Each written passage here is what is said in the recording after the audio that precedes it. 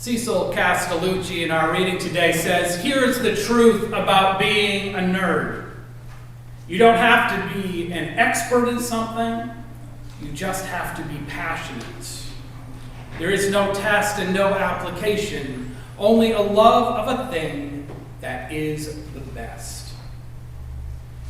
Only the love of a thing that is the best. Now, have any of you ever been to Comic-Con?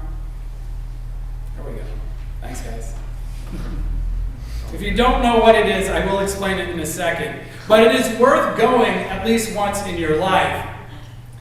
I'm not a big comic book guy, but I am a tabletop gamer of some repute, as many of you know.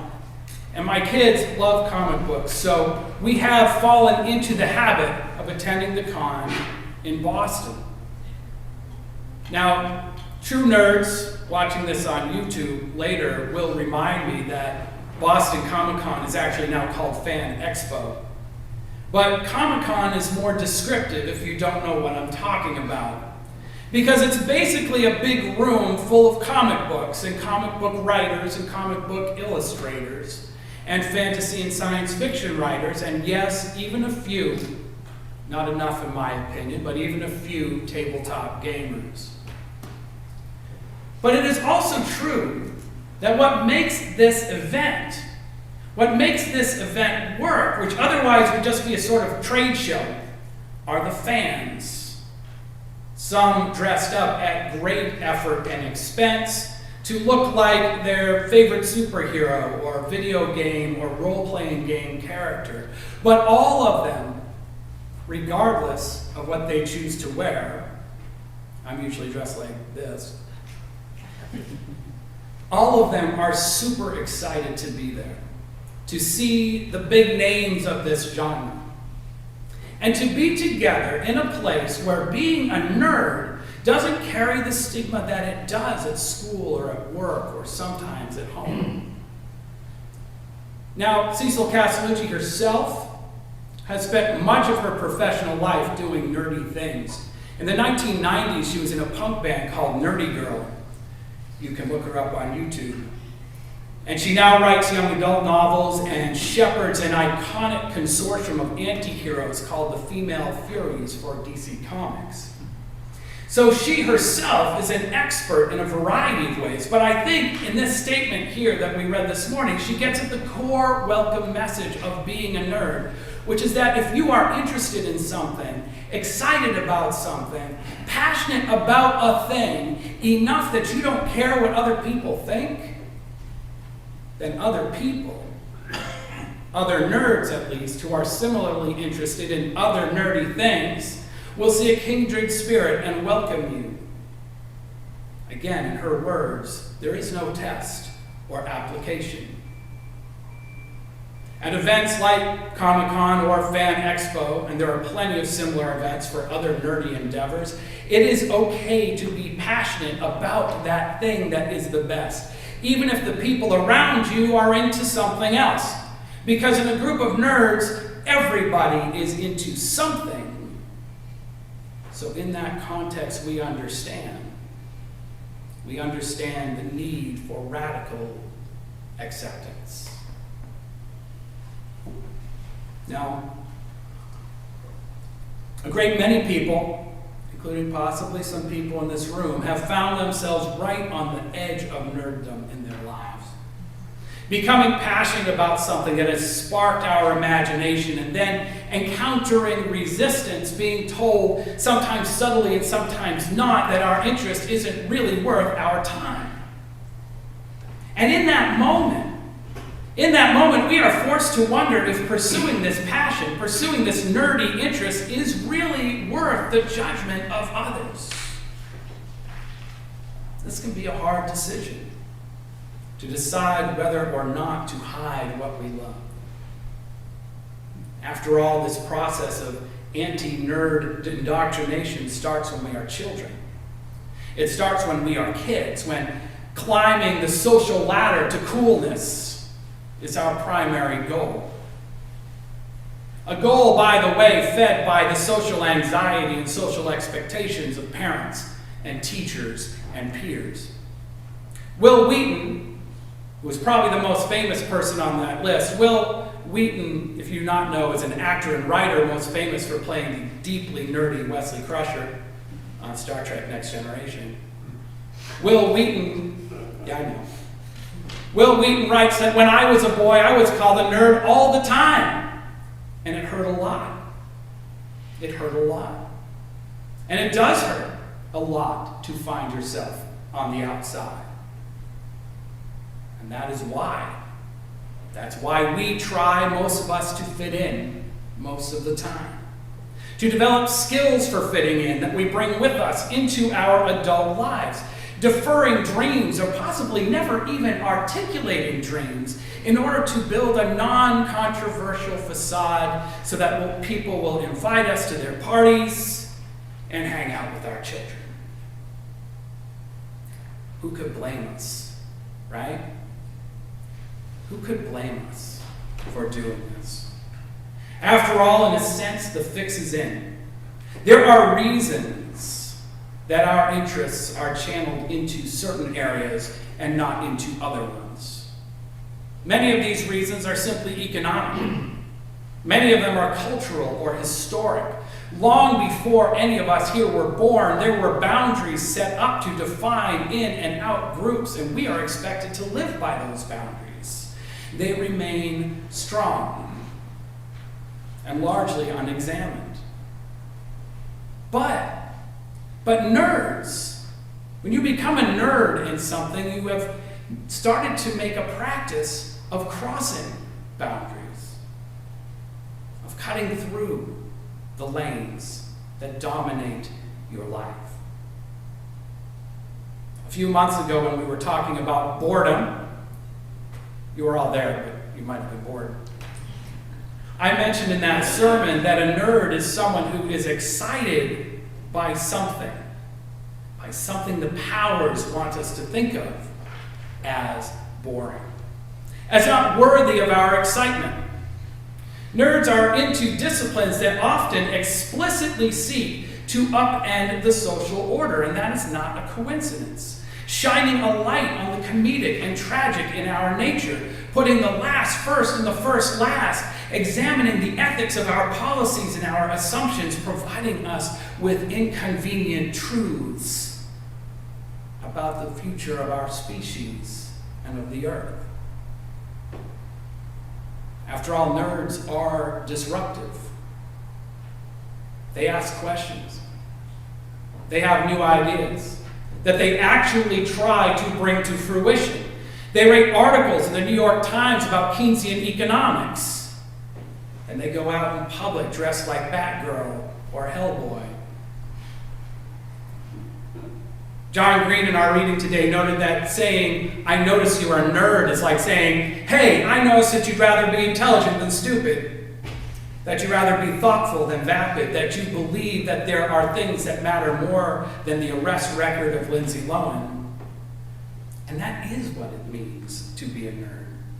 To be a nerd is to step out of the paths that are deemed comfortable and acceptable to the dominant culture and create new worlds in order to live into them as if they are real, because they just might be real if we live into them. But still we are born and raised in some ways to resist diversity. We are born and raised to resist diversity. Now, the good news, and there is good news, is that something does change as we get older and leave the pressure cooker of middle and high school. As we get older, we realize that we might have missed something by following that clearly marked path.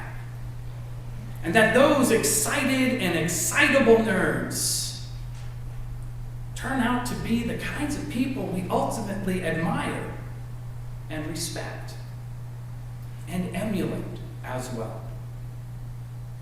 I know a large number of adults, for example, I will not use names, who have confessed to me that they really do kind of wish that they had played Dungeons & Dragons back in the 1980s. that I cannot get a game going with them today is, I assume, mostly a logistical problem. And I bet there are others who really do wish that they knew more about Granny Goodness and Big Barda and the Furies, or about art or literature or science, or whatever sparked their imagination that one time back in the day, but that we eventually turned away from.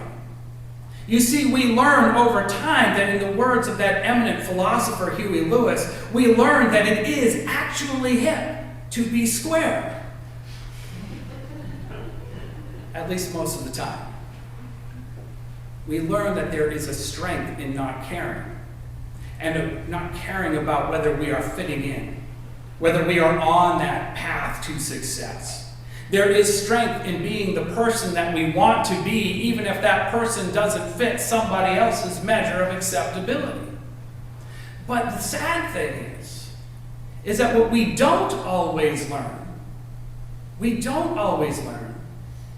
is that it is never too late to be a nerd. It is never too late to be a nerd ourselves. This is where our reading from Romans comes in.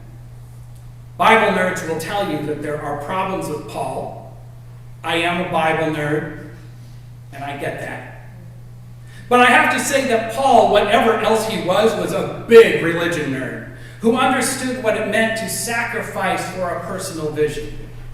And in this passage that we read today, he gives a key piece of advice for those who came after him. Do not be conformed to this world, he said, but be transformed by the renewing of your minds. Do not be conformed to this world. Now, I know that we use this a lot in worship here, this passage. But it may be my favorite in the Bible. Partly because I believe that as church itself slowly departs from the mainstream, I believe that just being here right now on Sunday morning shows that we are all a little bit nerdy. And I hope you can sit with that well.